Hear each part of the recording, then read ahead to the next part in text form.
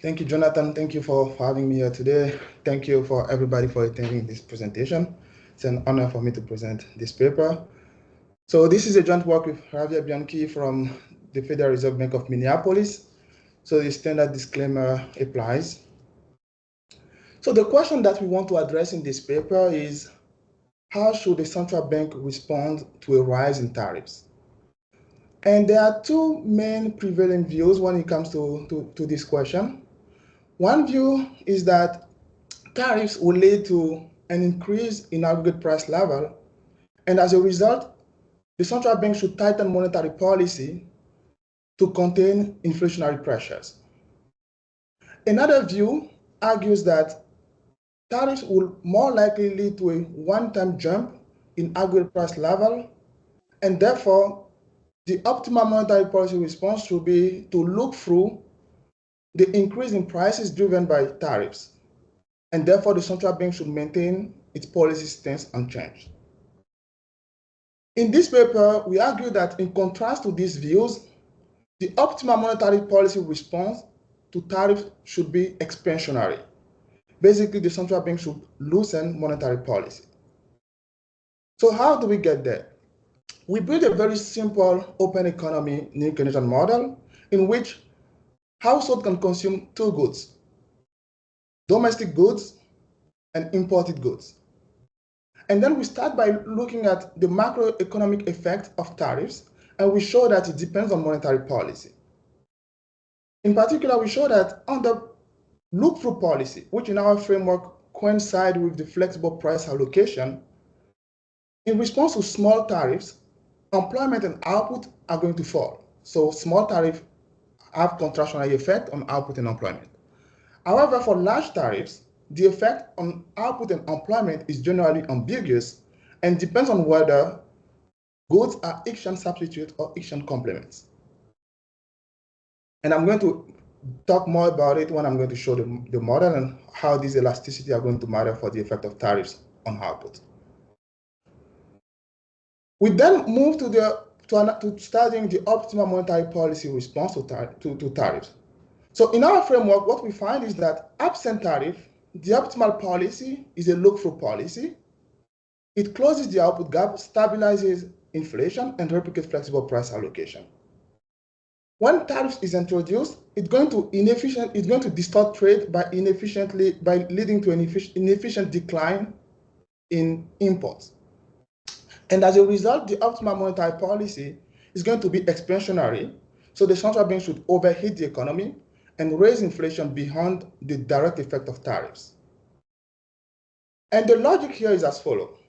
So when tariff is introduced, households and firms are going to perceive the cost of imported good to be higher than the social cost. And this wedge arises because when individual agents decide how much goods to import, they are going to equate the marginal rate of substitution to the relative price of that good. However, they are going to fail to internalize that by importing a little bit more of the imported good, this is going to raise tariff revenues, which is going to lead to an increase in aggregate income and support aggregate demand. And because households and firms fail to internalize this fiscal externality, they are going to import. The fall in import will be inefficiently large. Therefore, to counteract this inefficient decline in import, the central bank is going to overheat the economy, and the optimal policy is going to be expansionary.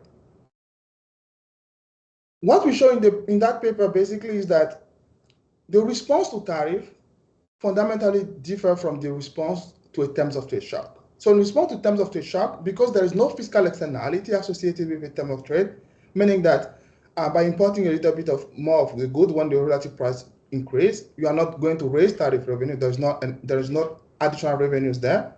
The optimal response is a look-through policy. For tariffs, because of the fiscal externality that I just mentioned, the optimal policy is going to be expansionary.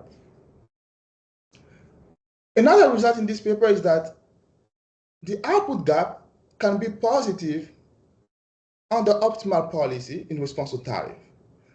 And whether the output gap is positive or negative, output gap defined as the gap between current output and the efficient level of output, is positive or negative, it's going to depend on the intertemporal elasticity of substitution, whether the income effect or the substitution effect dominates.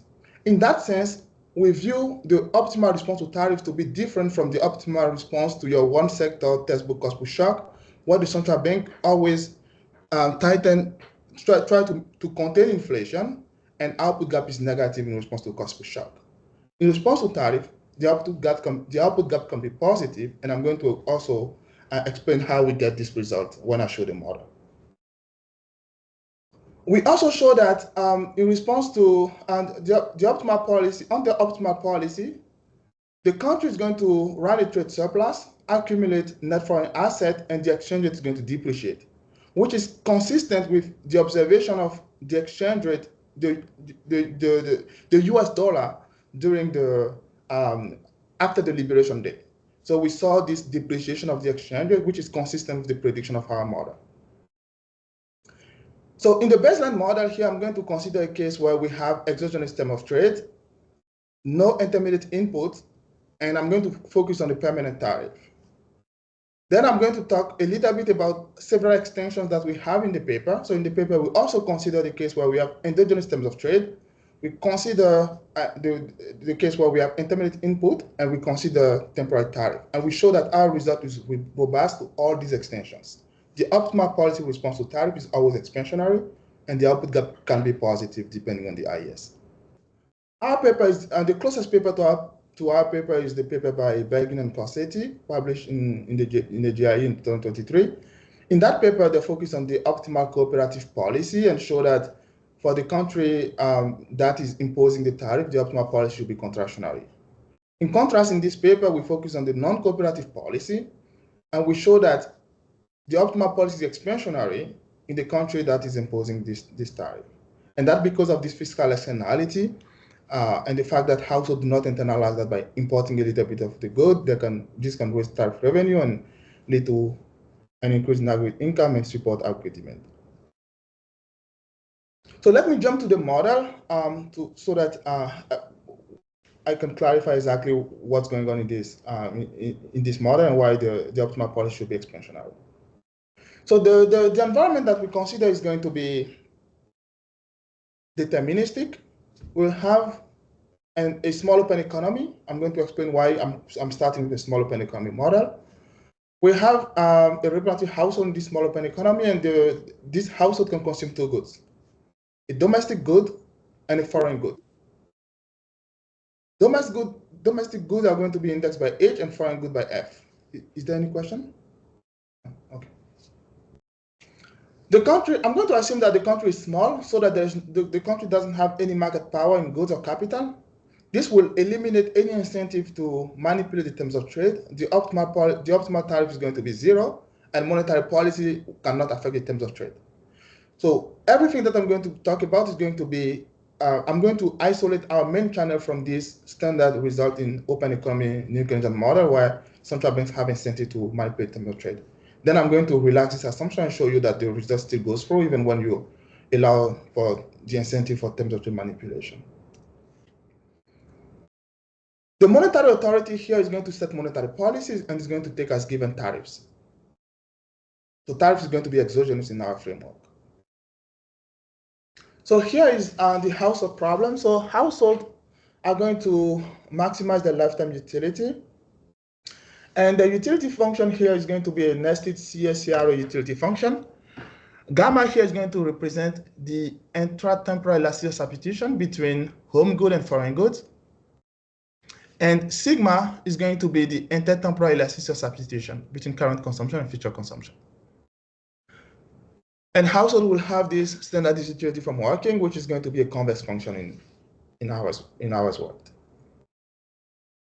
The budget constant of the household is going to take this standard form. Basically, in each period, each household is going to receive labor income transfer from the government and dividend from the ownership of the firm. They are going to trade bonds, domestic currency bonds, which I'm going to denote by capital B, and foreign currency bond, which I'm going to denote by small b.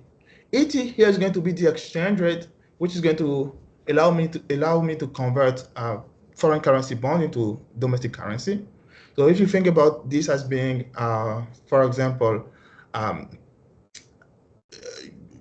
bond, if you think about the small open economy as being the US, and the bond is the bond that a US household is trading with Israel, for example, this is going to be the exchange rate between the US dollar and the currency in Israel. On the left-hand side, what you have basically the household expenditures. So this is going to be the spending in home consumption good, the expenditure is in foreign consumption good and foreign goods, and tau here is going to be the tariff. So basically, a positive tau here represents a positive tariff and going to increase the price of imported goods. Household also invest in bond, as I said before. We are going to assume that the law of one price holds before tariffs. So the price of the home good is going to be equal to the price of the home good in a foreign country once I take into account the exchange rate. Same thing for foreign good in domestic currency. It's going to be equal to the price of foreign good in foreign currency once I take into account the exchange rate as well. And for now, I'm going to assume that the terms of trade is going to be exogenous. So basically, the export externality is infinity. So basically, I'm going to show you that it's going to correspond to your standard Galilean-Monticelli type of framework where I take the export externality to infinity. On the firm side, we are going to consider two types of firms. A final good firm that is going to combine varieties that are going to be produced by intermediate good firms. And these intermediate good firms are going to be your standard monopolistic competitive firms. And these firms are going to face a Rothenberg adjustment cost. And they are going to receive a constant subsidy that is going to correct markup distortion. So basically in the steady state is going to be efficient because of this constant subsidy that the government is going to provide to these firms. I'm going to denote by pi t the producer price inflation in the home country. Finally, the last agent in this economy is going to be the government. The government is going to collect tariff revenues, going to rebate it lump sum to household, and this is going to be net of the production subsidy that is going to correct for the markup distortion of firms. So the budget constraint of the government is going to look at to be as follows. So basically, the government is going to collect tariff revenues, provide subsidy to firms, and provide transfers to household, lump sum transfer to household. So to make sure that the environment is clear, I'm going to define an equilibrium in this economy. So given an initial asset position and a government policy, which is given by the tariff rate, the subsidy rate on labor, and the lump sum transfer, and given monetary policy, which is given by the nominal interest rate, and equilibrium is going to be a collection of a set of allocation and prices such that households are going to optimize, firms are going to optimize, and the firms are going to pay dividend to households. So I want to emphasize this equation because we are going to introduce a new object that is going to allow us to derive closed form solution in this new Keynesian model. So we are going to assume that when firms adjust prices, this adjustment is going to be costly. However, the cost that they are going to pay to adjust prices are not going to be just deadweight losses all the time. So in a case where epsilon is equal to 0, what this is saying is that the dividend is going to be production net of labor cost. Basically, it means that the adjustment cost from prices are going to be fully rebated to household. In the standard new Keynesian model, this epsilon is set to 1, meaning that adjustment costs are fully wasted. So the assumption that adjustment costs are not wasted and are rebated to household is going to implies that there will be no output losses from adjustment costs, and it's going to allow us to derive closed form solution. And then for the quantitative analysis, I'm going to deviate from that assumption and show you that all the results still hold. In equilibrium, the government budget constraint is still going to hold, and the labor market is going to clear.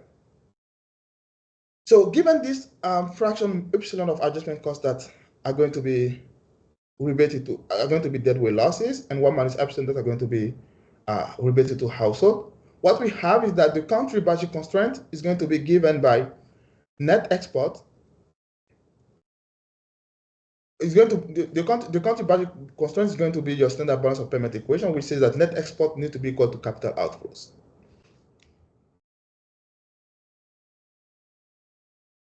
Is there any question? Okay, so if there's no question, I'm going to move to the policy analysis. I'm going to start by showing you the equilibrium conditions. Then I'm going to present the efficient allocation. I'm going to show what are the distortions that are introduced by both tariffs and the presence of sticky prices in this model, and explain what are the trade-offs that the central bank is going to face. So the competitive equilibrium can be described by the following equations. So the first equation here is the Phillips curve, which relates current inflation to future inflation and the marginal cost. Then I'm combining that equation with household labor supply condition, and therefore rewriting the Phillips curve in terms of the labor wage. And what it's saying here is that when the labor wage is negative, then inflation is going to be positive here in this economy.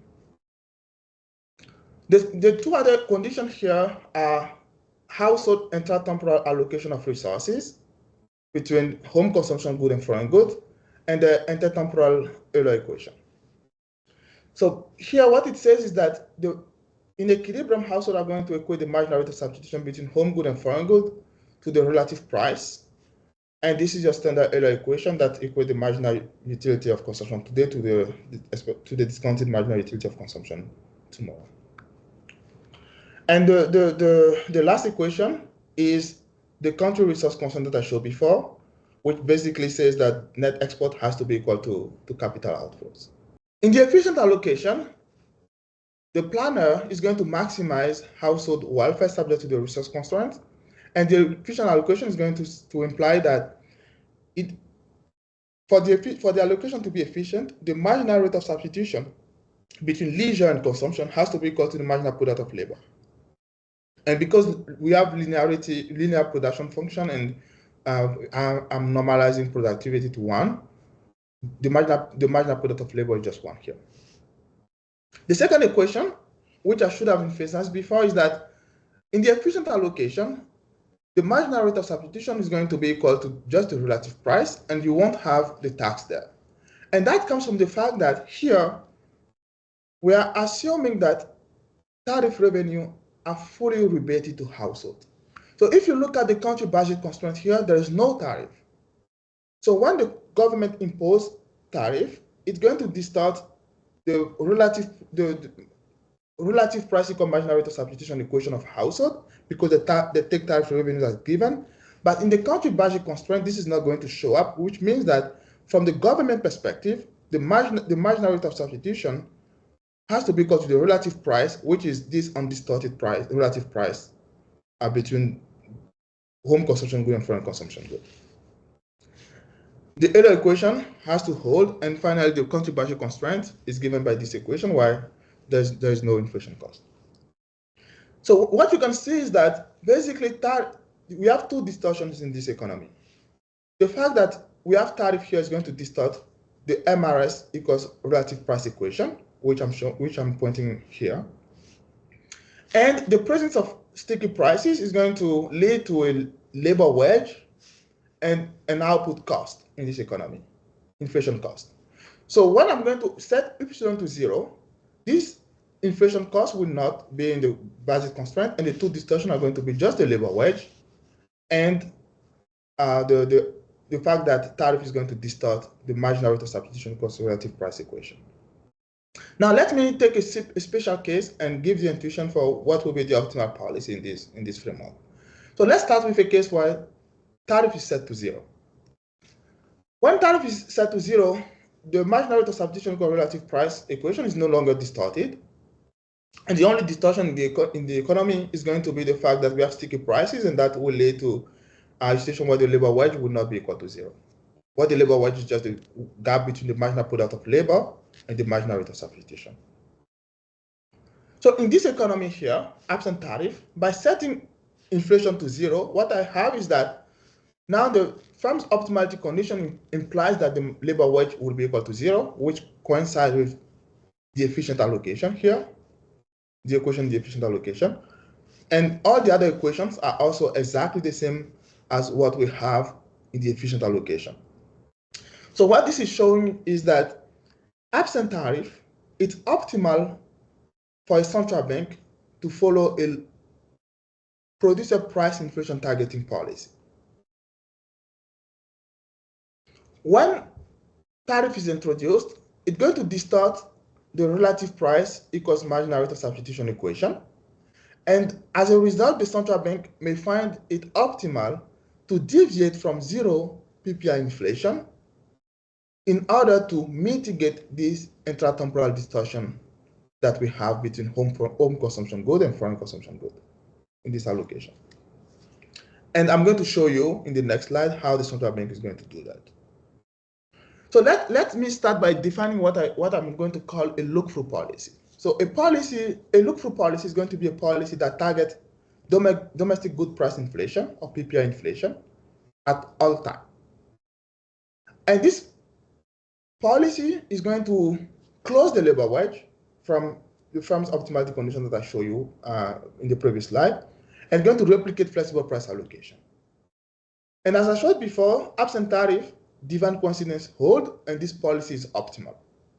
By stabilizing inflation, the central bank can close the labor wage, close the output gap, and the allocation is going to be efficient. We then look at what is the allocation that is induced by this look-through policy when tariff is introduced in this economy.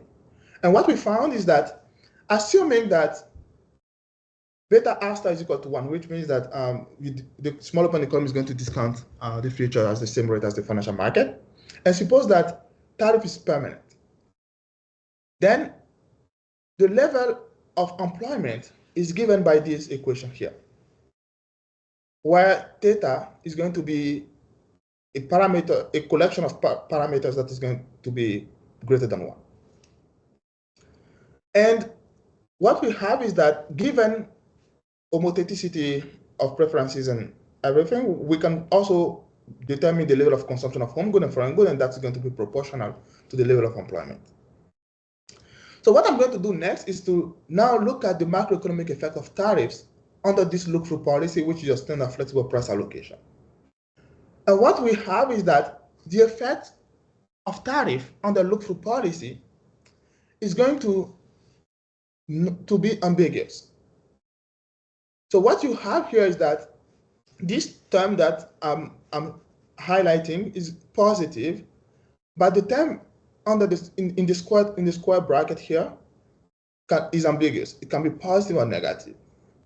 But in particular, if I suppose that if we take a first order approximation around 0 tariff, which is the optimal tariff, for a small increase in tariff,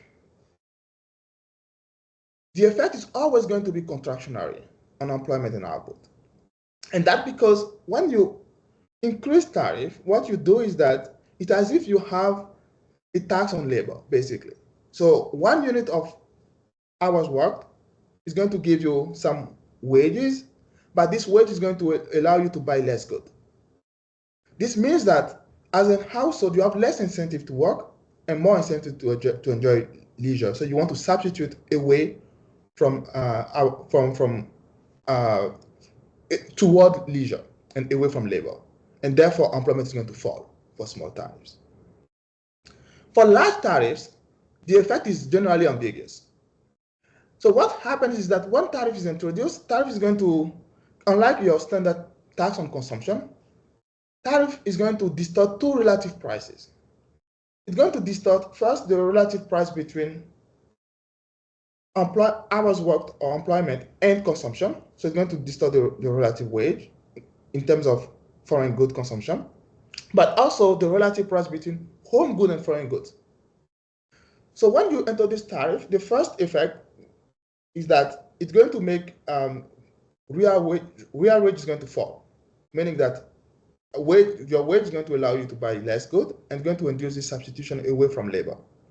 And as I explained before, this is going to lead to a situation where employment is going to fall. So as households are substituting away from labor. That's the first effect that you have when you introduce tariff on the flexible price allocation. The second effect is that tariff is also going to distort the relative price between home and foreign goods. So when goods are exchange complement, what it implies is that as households reduce the consumption of imported goods, they're also going to reduce the consumption of domestic goods. And as a result, employment is going to fall due to this distortion in the relative price between home and foreign goods, and unambiguously labor is going to fall. When goods are exchange substitute, as households reduce the demand for imported goods, the marginal utility of consuming the home good is going to go up, and they are going to increase the demand for home consumption goods. So if this elasticity of substitution is sufficiently large, and the tariff level is also sufficiently large, this effect can outweigh the first effect, the substitution away from labor, and lead to a situation where, in response to tariffs, employment goes up in this economy. Louphou? Yes. Yeah, I just have one question. So let me think about the economy when tariffs are increasing. So maybe, I don't know, I did not see an interaction between monetary policy and fiscal policy here.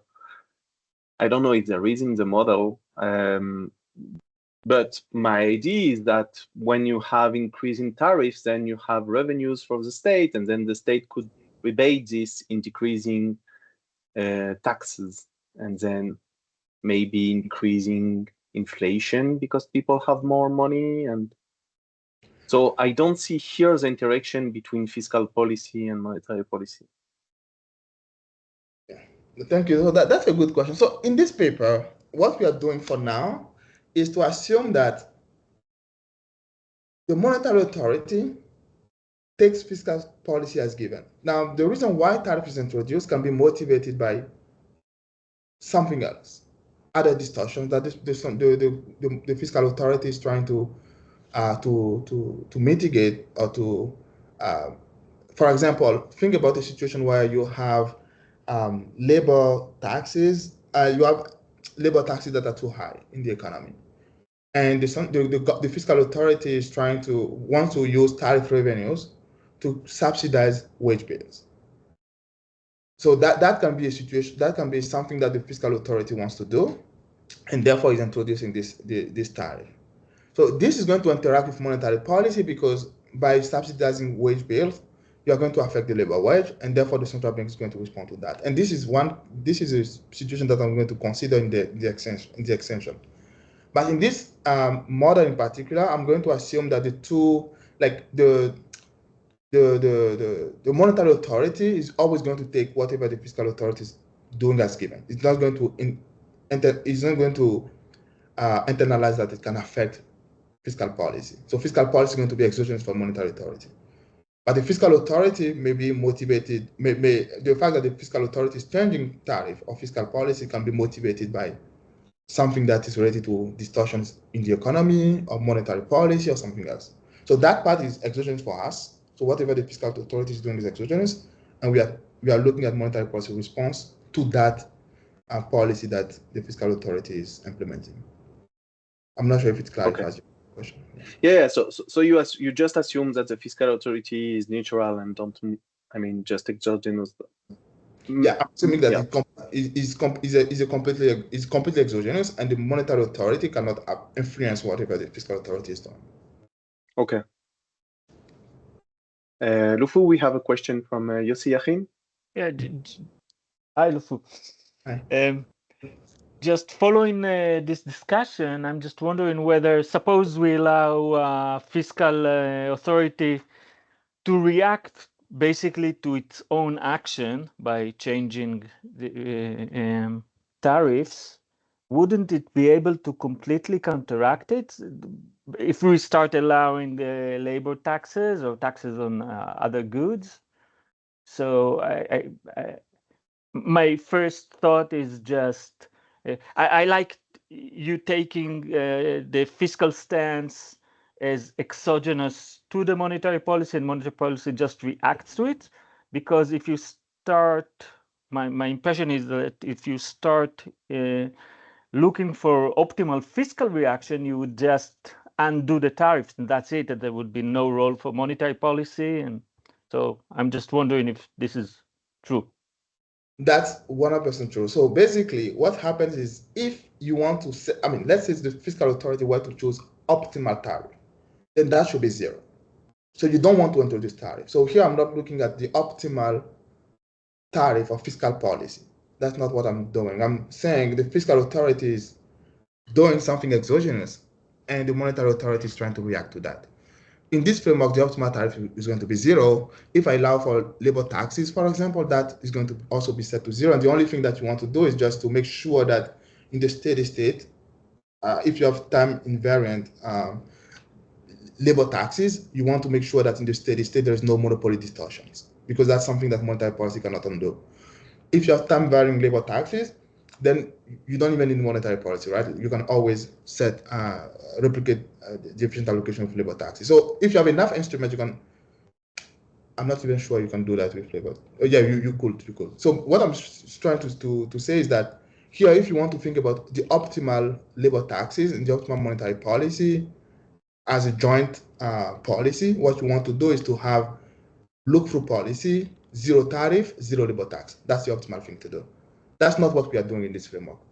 We are not saying we are going to think about optimal fiscal policy. We are saying fiscal policy is exogenous and monetary policy takes that as given. That's exactly what we are doing. Exactly. Right. And my answer to Jonathan was just that toward the end of the talk, I'm going to allow for other distortions in the economy and assume that the central bank and the fiscal authority is using fiscal revenues to try to undo these other distortions. That's kind of what I was pointing out.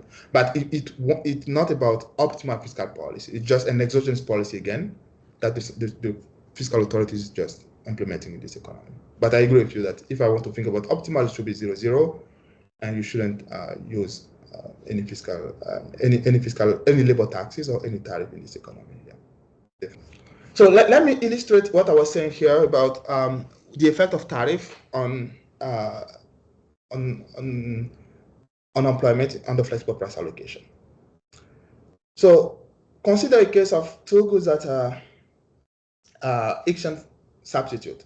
So the example that my co-author likes to take is the case of Italian pasta and cheeseburger in the US, which I think is a great example. So basically the idea is that suppose you have a tax that you want to impose on Italian pasta because and that's an exogenous policy by the fiscal authority. So what we are saying is that under flexible price allocation, it means that the price of the consumption the weight in terms of Italian pasta is going to be lower because the price of Italian pasta goes up. And that is going to be the first effect here, which means that households are going to substitute away from labor and employment is going to fall. The second effect is that because you can substitute Italian pasta for cheeseburger, you're going to substitute away from Italian pasta. And if the tariff is sufficiently high and the elastic substitution is sufficiently high as well, then this is going to lead to an increase in the demand for cheeseburger. Employment goes up because of that in order to satisfy demand for cheeseburger, and therefore this can outweigh the first effect. And that's exactly what I'm plotting here. So consider a case where this good are exchange substitutes. For small tariff, the first effect dominates. Basically, your wage in terms of Italian pasta is now falling, is lower, so it's substituted away from labor, and employment falls. But as tariff increase, the substitution away from Italian pasta toward cheeseburger is becoming more important. Demand for cheeseburger goes up. Demand for labor goes up in the US, and employment goes above the efficient level, the pre-tariff level. In that sense, imposing tariff can lead to an expansionary effect on output and employment. But for that to happen, again, it depends on the elasticity of substitution, how substitutable are domestic good and foreign good, and the magnitude of tariffs, which is in purple here. Now let's move to the optimal policy analysis. So the monetary authority here is going to maximize household welfare, subject to choose its policy instrument to maximize household welfare, subject to the equation that describe the competitive equilibrium. And these are the 4 equations that I showed you before. Now, here, one thing that you can notice is that we have inflation cost and we have epsilon. And if we set epsilon to 0, meaning that there's no deadweight loss associated with adjusting prices, there's no output losses, then that is going to, that means that the only equation where inflation is going to show up is going to be in the Phillips curve.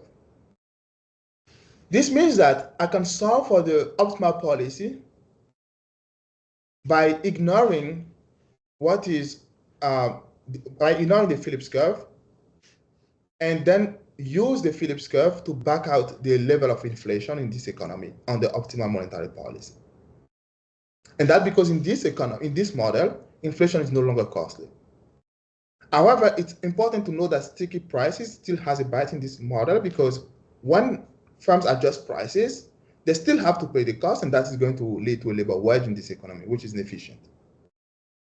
So now the trade-off is between labor wage, the distortion that sticky prices are going to introduce, and the fact that the marginal rate of substitution equal to the relative price is distorted relative to the efficient allocation.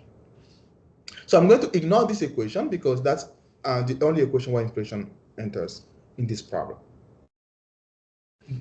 And that's the optimal, the relaxed Ramsey optimal monetary policy problem now, where inflation is not present anymore. Then what I'm going to do to make the problem even much more simpler to analyze is to assume that beta after is equal to 1.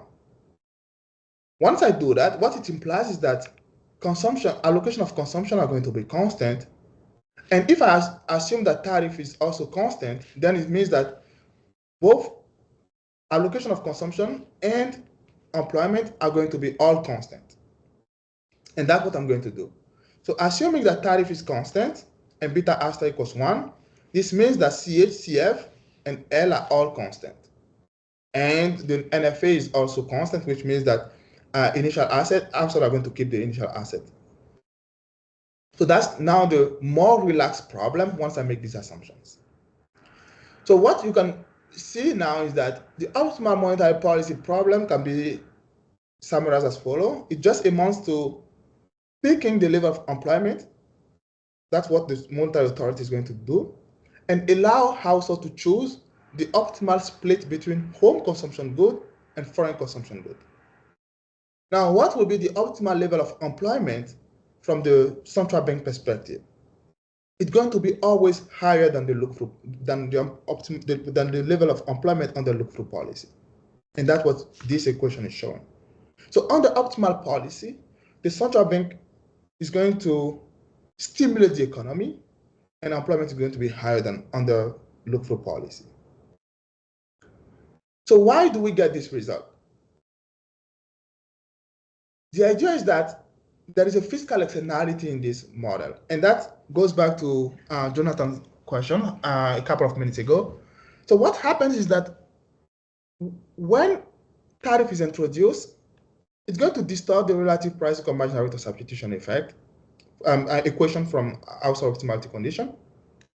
But what also do not internalize is the fact that tariff revenue is going to raise aggregate income, which I'm showing here, by substituting the budget constraint into the utility function, by substituting for consumption of home goods using the budget constraint. So you can see now that when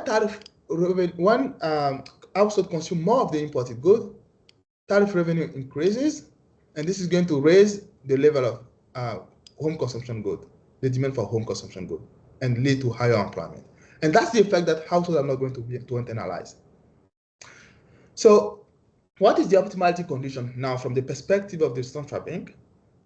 What the central bank is going to perceive is that by introducing a negative labor wage, it can undo this fiscal externality that households are not going to internalize when they make the decision. So as long as an increase in the demand for import leads to an increase in employment. The optimal policy is to introduce a negative labor wage in order to offset the fiscal externality. And the reason why the central bank does that is because households do not internalize that by consuming a little bit of more of the imported good, this is going to raise tariff revenues, lead to an increase in aggregate income, and mitigate the decline in employment. And that's why the optimal policy is going to be stimulative in this economy. Now, suppose that tariff revenues are not rebated to households. So suppose that this transfer was not there. Then the optimal policy is going to be a look-through policy. And this is the sense in which we call this a fiscal externality, because it all depends on what you do with tariff revenues. If tariff revenues are not rebated, the optimal policy is to look through the increase in prices driven by tariffs, as was argued by some of the people from the policy circles. But as long as tariff revenue is rebated to household, it's created this fiscal externality that households are not going to internalize, and central bank should expand the economy. The optimal policy should be expansionary. So why? Yes, go ahead. Yeah, I just have one question about this. So you assume or you model the fact that households do not internalize this, but isn't it a kind of bounded rationality? Or because if you assume that households are rational, then they should internalize, no? Not really. So here, the reason why they do not internalize it is not because they are not rational, but because they are too small. So the example that I like to take is, for example, suppose I want to buy a good on Amazon. I go on Amazon, I want to buy a good from Israel. I look at the price because of the tariff that is now implemented in the US. Before the tariff, like 5 months ago, this good used to cost $5. I go on Amazon now, I see that the price is $7 or $10. Then what I'm going to do is that I'm going to reduce a little bit of my demand for that good because I don't have enough money to buy, for example, 10 items that I used to buy for this particular good, and I'm going to reduce the amount of that I want to buy for that in order to buy something maybe in the US that is, let's say, poor substitute for that good. That's what I want to do because it's too expensive. I used to buy, let's say, 10 times that. It was $5. It cost me $50. I don't want to buy more than. I don't want to spend more than $50. Instead of buying 10, I'm going to buy 5, and I'm substituting that for another thing that I can find in the US, which I believe to be a poor substitute, and that's why I was buying this good from Israel from the beginning. Now, what I don't internalize is that because I'm too small, I don't think that by buying 10 or 8, I'm going to receive more transfer from the government. I'm too small for that. If I'm the only person who does that, I'm not going to receive more income from the government, more transfer from the government. So I'm not going to do that. That's not optimal from my perspective. Not because I'm not rational, but because I'm too small. And I'm the only person who is going to buy this good. That's what I think. So I don't want to do that. I think about my private optimality condition, which is I want to equate the marginal rate of substitution between that good that I buy from Israel and the good that I have in the US with the relative price. And the price is no longer 5, it's now 10. But what I don't internalize is that if everybody were to buy a little bit more of that good, then the government will receive more fiscal revenues, will get more transfer from the government, and therefore we'll be able to buy even more good because we will be richer. But that's not something that we internalize. We just look at the price. We think it's too expensive now. We don't have enough money to buy it. We feel relatively poorer. We want to buy less of that good. But we don't internalize that if we were to do that all together, then we'll get more fiscal revenue. So the fact that they don't internalize it is not about rationality. It's about the fact that they're atomistic. That's the main reason why. Does it make sense? Yes and no. Okay. Yes, because I understand the size concept, and but no, because again we are back to the fact that if there are tariffs and if it is clear and expected from everyone, and if it is expected also from everyone that the state will rebate the tariffs to the population, and reduce maybe taxes or anything, or maybe money, I don't know, then I will be, as you said, richer, and then I will be able to buy. But what you said is more related to the difference between my micro conception and macro conception. But at macro state, what you said is more as, in my sense, of course I'm wrong, but like a bounded rationality rather than a rational behavior. Because if I am rational, then I understand also what will happen in the future and what would happen to the aggregate at my state, at my atomistic state. I 100% agree that you should understand what will happen at the aggregate level. So that household understand, they understand how price, they have rational expectations, so they understand how aggregate prices are going to be, what will be aggregate prices given the action of the government and given the action of other households, and therefore they can forecast in a rational way what will be future prices and future allocation, and therefore make the decision today. And that's still there. So it's not like bounded rationality per se. That's not how I would view that. The way I'm, just non-rational. But no, anyway, no, because what I'm trying to say is that as a household, I know that I will get transfer, and I know that if everybody consume, if there is more aggregate demand for imported good, that is going to lead to higher transfer. That I understand. It's not like households do not understand that. It's the same concept as aggregate demand externality, right?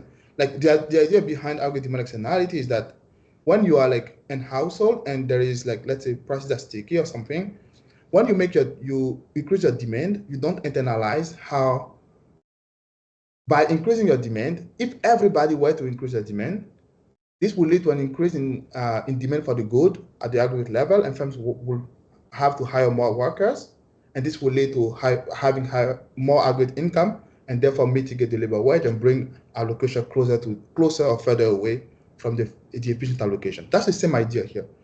I'm an individual household.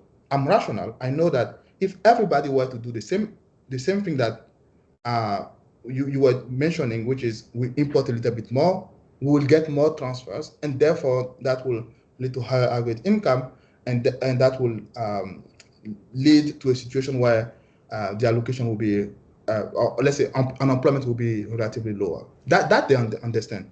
But as an household, I take this as given. So when I change my own decision, let's say I change how much import I want to make, I cannot infer that transfer will be higher.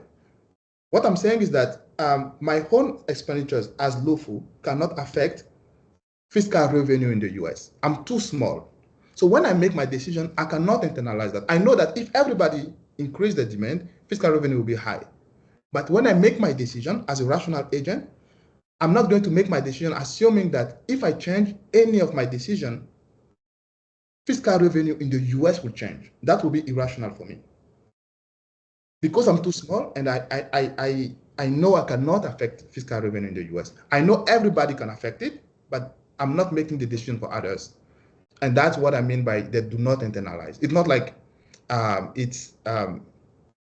are not rational. It's just the fact that there's an aggregate effect there, and as an individual household, because you're small, your effect on the price and everything is just small. That's what I mean. Okay. Got it. Thank you. We have a question from Yossi Yachin. Yeah, on another point, I'm a little bit confused here with, you said something earlier that the change in tariffs, we get an allocation that quantities are constant, so there's no time indices here, right? Yes. But what I'm confused about is a little bit about the short run effect versus long run effect. Monetary policy, I understand that there's an additional distortion, or I don't know, this externality gives motives for policy to intervene, but monetary policy has only short-run effects. It cannot change this constant allocation, move it from one point to another indefinitely.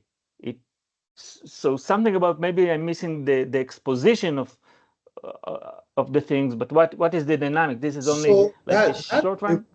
that's a point that I would 100% agree with if we have inflation cost. So as a central bank, you don't want to, you only want to deviate from zero inflation in the short run. In the long run, that will be too costly for the economy. And therefore, monetary policy only have short-run benefits. So basically, the steady state, you go back to the same steady, to the flexible price allocation steady state all the time. That's what you want. So it can only be stimulative in the short run, and therefore the time indices should be there. That's true, as long as you have inflation cost. Here I'm saying inflation is not costly. So as a central bank, you can have, let's say, lower interest rate indefinitely. That's not costly because inflation is not costly. Nobody cares about inflation. That's the assumption that I'm making.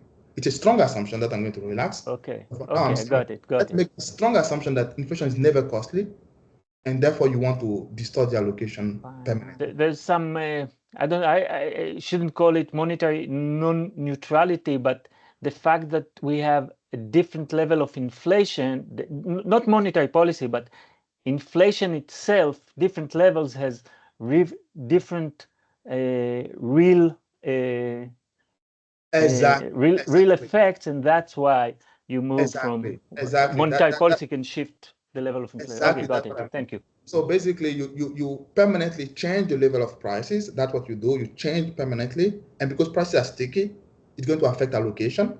And since it's a permanent change, the allocation change and stay permanently there. That's exactly what's happening. Yeah. But that's because inflation is not costly. When it's going to be costly, you don't want to do that, because if you change permanently, that will be too costly. Yes, definitely. Yeah. That's exactly what's going on. So now I want to just talk briefly about the difference between tariff shocks, terms of trade shocks, or let's say one fiscal revenue are not rebated, which is going to be the terms of trade shock, basically. So in that case, you go back to your standard result that you want to have a Louphou policy. The optimal policy is a policy that stabilizes both, and that stabilizes PPI inflation. And to basically visualize that, I'm going to go back to that set of equations that I showed you at the beginning. I always feel like that's the best way to kind of show the distortions and why you want to have a certain policy. So here I'm presenting again all the equations, and now what you can see is that from the government budget constraints, the relative price of the imported goods relative to the home consumption goods is going to be P times 1 plus tau, not P, right? So that's because now fiscal revenue are not rebated. And that's the key. That's what is going to lead to this situation where the PPI inflation targeting is going to be optimal now. So what I'm going to do is to do a change of variable. I'm going to call P times 1 plus tau P hat. So basically, when there's a tariff, it's going to change the relative price.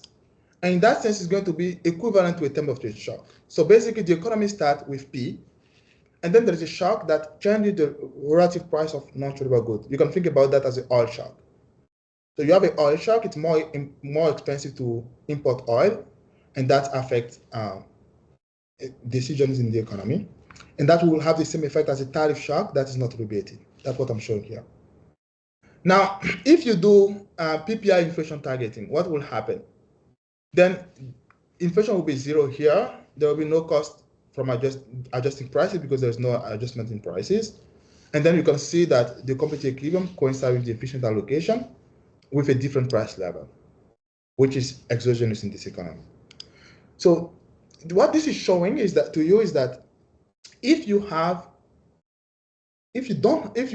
a tariff and you have a tariff shock, but tariff revenues are not rebated, then this tariff shock is equivalent to a term of trade shock, and the optimal policy is to look through the increase in price level, and that will be induced by this tariff. So what you want is that you want to target PPI inflation, and the CPI is going to jump. That will be the optimal policy to do when you have a term of trade shock or a tariff shock when tariff revenues are not rebated to household. When it's rebated to household, this is no longer true, and the optimal policy is expansionary. Yeah, Louphou, we have a question from Eliezer Bornstein. Yeah, hi. I was a bit confused. You say here that it's the case of tariff without a rebate. So tariffs does no rebate mean these are all deadweight losses to the economy, or because I'm not sure it's the same. I mean, first let me see if I got it correct, that it's this is a deadweight loss to the economy. Yes.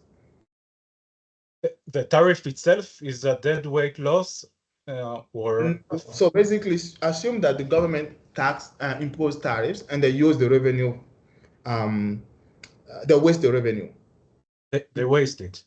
Yeah, because what got me confused is that in principle, I wouldn't think that I mean, there are three cases. Tariffs could be rebated, they could be, as you say, wasted, and they could be not rebated in the sense that every period they're just paid to the households, but it affects debt. So I was gonna ask, why is it that under Ricardian equivalence we see that there is a difference? But I understand that the reason is that it's not about whether it's rebated or not, it's whether it's a deadweight loss or not. Yes, 100%. So okay. Not about whether it's rebated lump sum to household, it's about whether it's a deadweight loss. I completely agree. So what I'm going to show you is that even if you don't rebate it to household and you use it to give it to firms to reduce the wage cost, the cost, like labor cost, for example, you still have expansionary policy. You don't want to have PPI targeting. By not rebated, I mean it wasted. Like right, nobody. As long as there are, I guess, not a homogeneous agent and such stuff and no frictions, that would be the case no matter how it's as long as it stays in the economy, it doesn't matter how they get it back. Exactly. Now if you have a heterogeneous agent and you assume one agent is has low MPC and high WIF, I don't know, like I don't want to cite names, but there are people in the US like that, and then you give them all the money, then you assume that aggregate income will not go up because the MPC is so low and they're the only people getting it, and therefore it won't. Yeah. Okay, thank you. Perfect. So now, what is the response of employment to these tariff shocks? Then what will happen is that to a first order, there is no effect. So you want to close the output gap, inflation is not costly, that's the optimal thing to do. Away from in the general case, what happens is that whether employment goes above the pre-tariff level, which is the efficient level, or below, depends on the IS. So in a situation where the IS is less than 1, what will happen is that employment will be higher than the pre-tariff level, and you will have a positive output gap in response to tariff. Otherwise, you will have a negative output gap. And I'm going to relate that to this discussion about whether tariff is a cost push shock or not, because I mean, this paper was written a long time ago, and then there was this debate, but sometimes we want to relate to that so that we clarify what we mean in our paper by tariff. The response to tariff is not the same as the response to a cost push shock. So for that, I'm going to illustrate that, and I'm going to give you the intuition for why a central bank may not want to respond to tariff as the same way they will want to respond to a cost push shock. So think about this simple case where, again, I'm assuming that inflation is not costly. So you impose you change monetary policy, but inflation is never costly for the central bank. So you are willing to tolerate any level of inflation as long as you get to the right level of employment that you want as a central bank. When the IS is 1, what we have is that when we impose tariff, the dotted line here in this plot, I'm going to focus on this one first. I'm plotting employment as a function of tariff. The dotted one here is the efficient level. It's independent of tariff.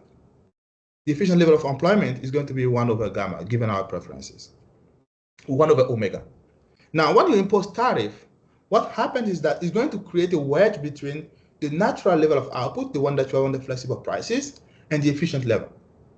So if one were to define a cost push shock as a shock that leads to any wedge between efficient level of natural level, yes, it's always going to do that, because if you replicate flexible price allocation, you'll always have a wedge between the flexible price level and the efficient level.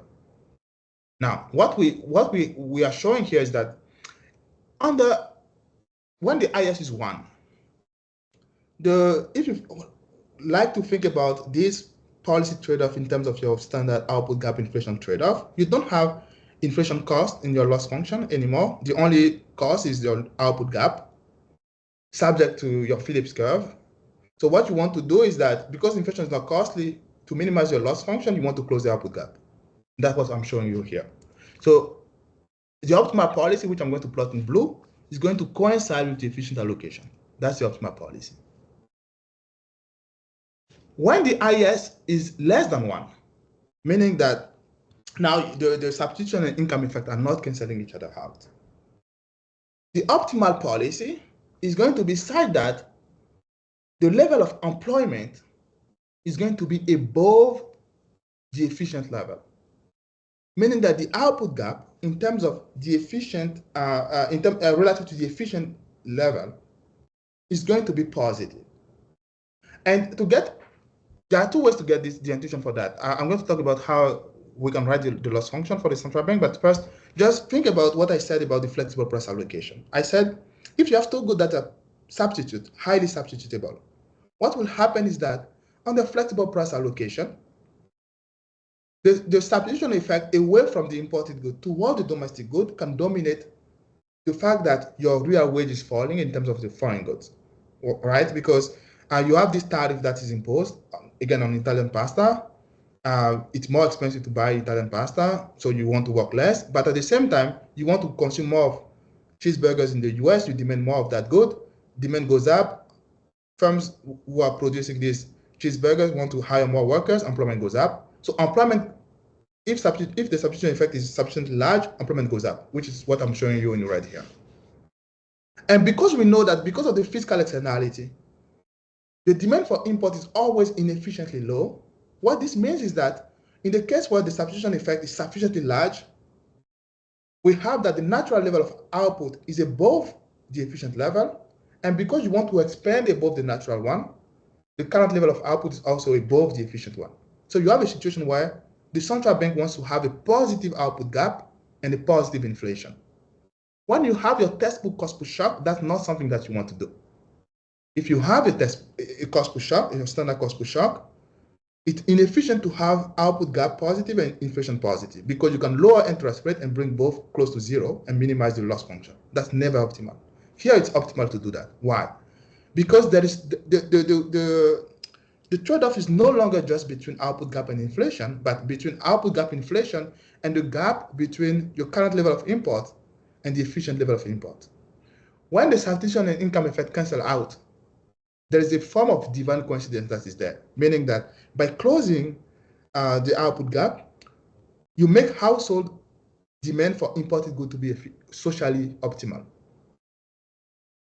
When the two effects are not the same, which is the case where when the IS is not 1, you want to deviate from that. In the case where the IS is higher than 1, you have negative output gap, which is consistent with the theory about test push and cost push shock, where you want to have negative output gap in terms of the efficient one in response to a cost push shock and a positive inflation.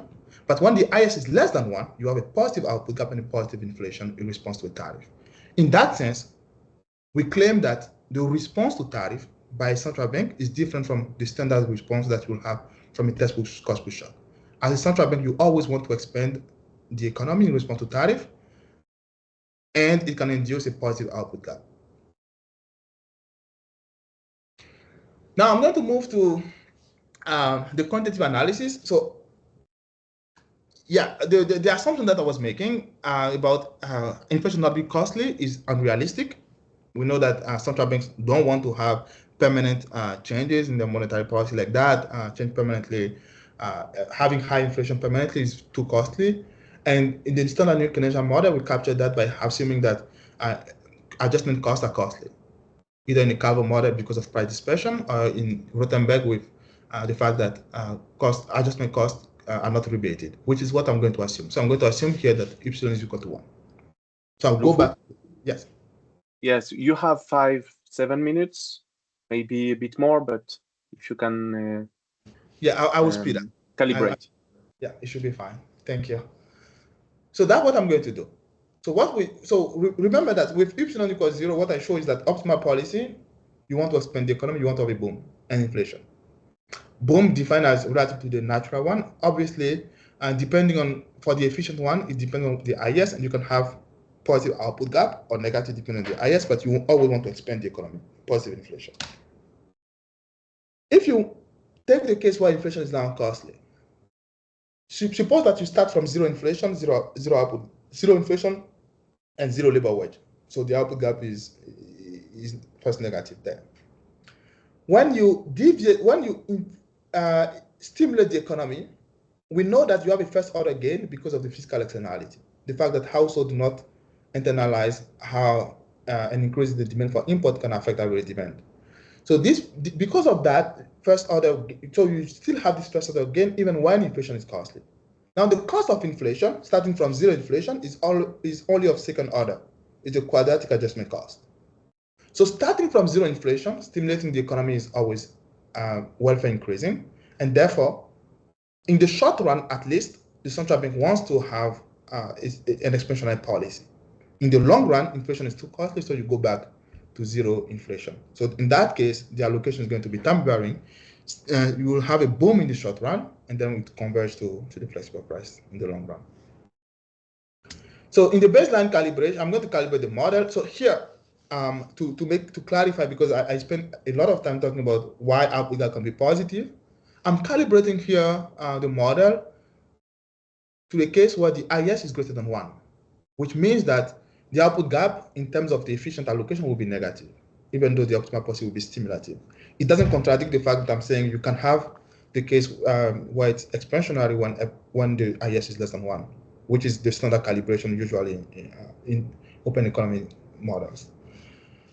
So here, for simplicity, I'm going to calibrate the elastic subtraction between the good to 2, which is from the trade literature, and the IS is 2 just because I want to have separable preferences. The baseline here is going to be 10% tariff, and the slope of the Phillips curve is going to be calibrated to the recent estimate by Hazel and others. So what we have is that if we introduce a 10% tariff in the economy, employment is going to fall under look-through policy, and that's because of the elastic substitution that I'm considering here. And the preferences are separable, and we have like the direct effect, which is the fact that the real wage is going to fall, and therefore employment is going to fall. That's what you have here. Now, the exchange rate doesn't change here, and the look-through policy by definition is going to stabilize PPI inflation. So here, what happens is that the CPI is jumping, but the PPI is 0. So that's what is going on in this economy. Now, under optimal policy, the central bank is going to stimulate the economy. So you can see that inflation becomes positive under optimal policy, employment rises, and then converges to the flexible price level in the long run, and the exchange rate depreciates, which is again is consistent with what you saw during after Liberation Day. And in terms of the trade balance is going to improve. The economy is going to accumulate NFA, and demand for import and home goods is going to increase. So in that sense, also tariff can help with the response. The optimal response to tariff is such that the trade balance is going to be lower in the economy. Because I have 7 minutes, I'm not going to go through all the extensions, or 5 minutes now, I guess. I'm not going to go through all the extension. I'm just going to tell you briefly what we do in the paper. So in the paper, we have the temporary shocks case. We show that the result still holds. If there's any question, I will show the implicit response. We have also the anticipated shocks case, and we show that you still want to have an expansionary policy in the short run, even though you respond less, because the part of the effect of tariff is anticipated. On impact, this is going to lead to more trade deficit because households anticipate that tariff will be higher in the future. And after the shock, we have a positive trade surplus in the economy. We also look at an alternative benchmark where instead of thinking about the situation where the central bank wants to stabilize PPI inflation. The central bank is following a standard Taylor rule where they focus on CPI targeting.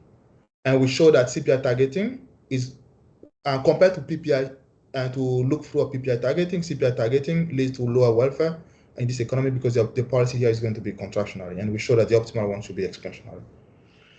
Now I'm going to briefly mention the case with intermediate input and show welfare, and then that will be the end of my talk. So I'm going to use the few minutes to just talk about that. So what we show, so here I'm going to consider now an extension of the model where instead of just having final good, tariff on final good, we can have tariff on intermediate good that are used by firms to produce. So here production is going to be of domestic goods is going to use imported good, which I'm going to denote by X, and the share of this in the production function is going to be denoted by nu. We can solve for the pricing decision of firms in this domestic economy, and it looks like we still get the Phillips curve, where now the marginal cost is going to depend on the real wage and the relative price of the imported good, and tau X is going to be the tax on the imported good. So what we found is that quantitatively the result is the same. Qualitatively, the result is the same as in the baseline, and quantitatively as well. I'm going to show you the plot very quickly. But basically what happens in terms of the externality here, one tariff is only on intermediate good and not on final good. Firms, when tariff goes up, wants to reduce their demand for intermediate input.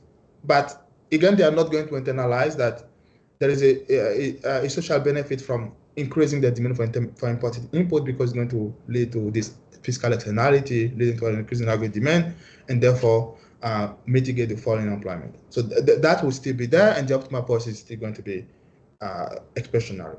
Quantitatively, the thing that I want to point out is that if tariff is only on intermediate input, then whether the central bank is following a CPI targeting policy or PPI targeting policy, the two policies will deliver the same outcome. The optimal policy is going to be expansionary, the price level is going to be higher, and employment is going to raise, in that case, above the efficient level of employment. We still have a trade surplus in the economy, and in the long run, the economy goes back to the flexible price allocation. We also have an extension with endogenous term of trade in the paper, and in that case, we assume that now we relax this assumption that terms are perfectly exogenous. You have your standard Galian-Monacheri type of setup where households are consuming imported goods. These imported goods are a bundle of imported goods produced by foreign goods produced by other economies, and the Lassier substitution between the different varieties of imported goods are going to be theta. And in the baseline model, we assume that theta was infinity. We relax this assumption in the paper, and we show that all the results go through. The optimal tariff now is no longer zero, right? It's going to be different from zero. It's going to be positive because of the terms of trade externality. As a country now, you are the only country to produce this good, so you have a monopoly power in selling that good, so you want to have higher prices, and therefore the optimal tariff should not be zero. That's the standard result that we have in this literature and also in the trade literature. So what I'm going to do is that for the experiment, I'm not going to look at just a policy tariff, but an increasing tariff above the optimal. So you start from optimal, you put 10% tariff.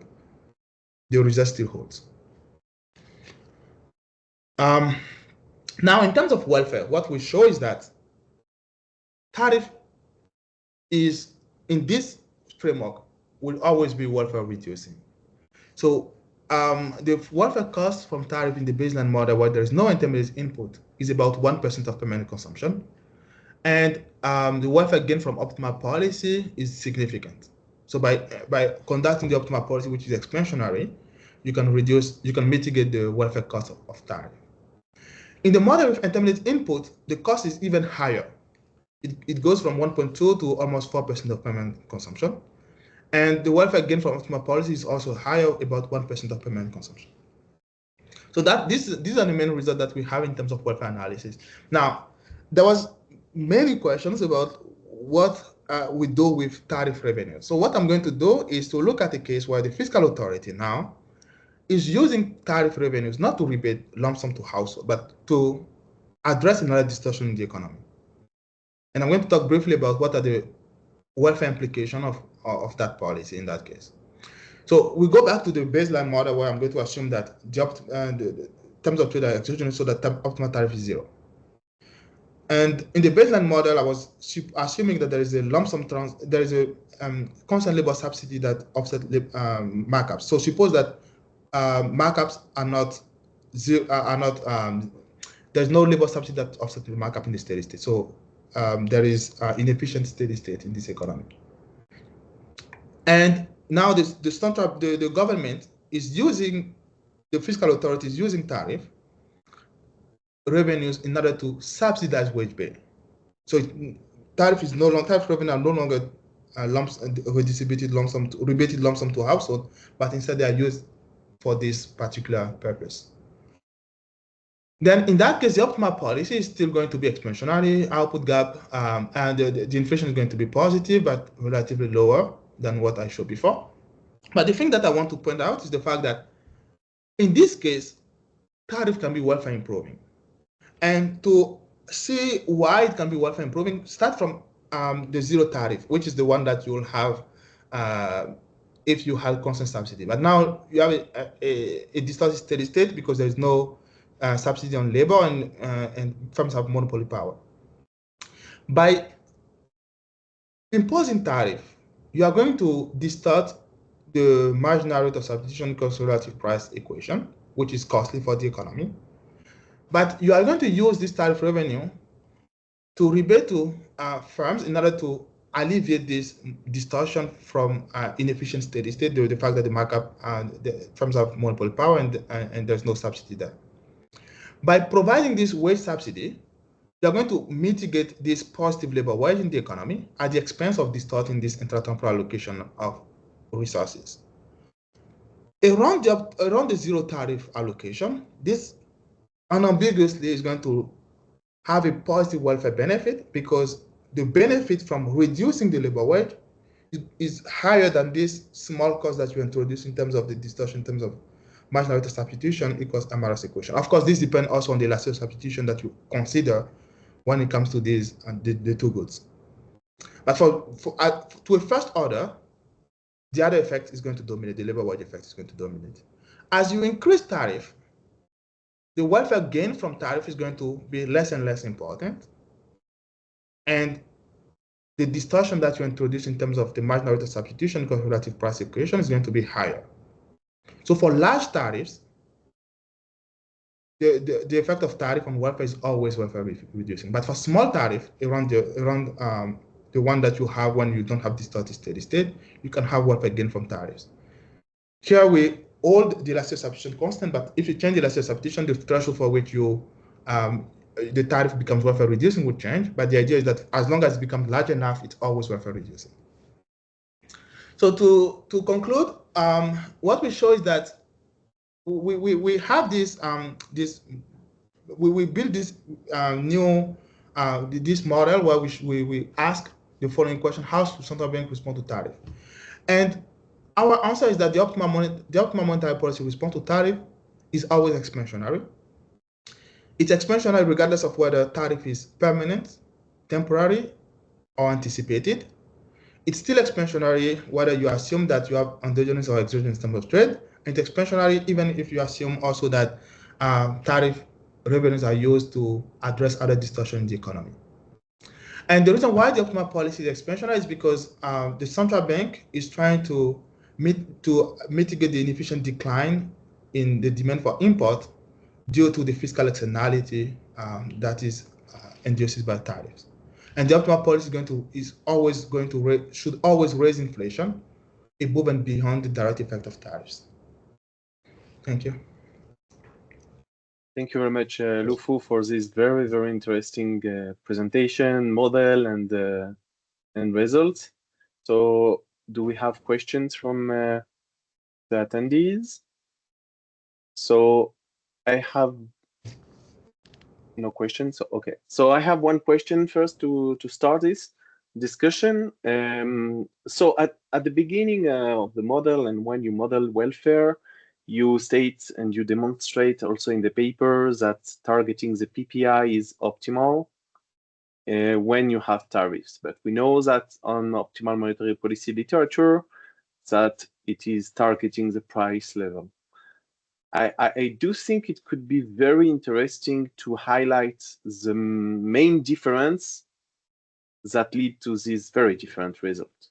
Because, you know, in the optimal monetary policy literature, you have the CPI, I mean, inflation targeting, price level targeting, but few papers show that PPI is the optimal targeting regime. So I do think that if it would be very interesting to highlight the very difference that lead to this result. I understand it is tariffs,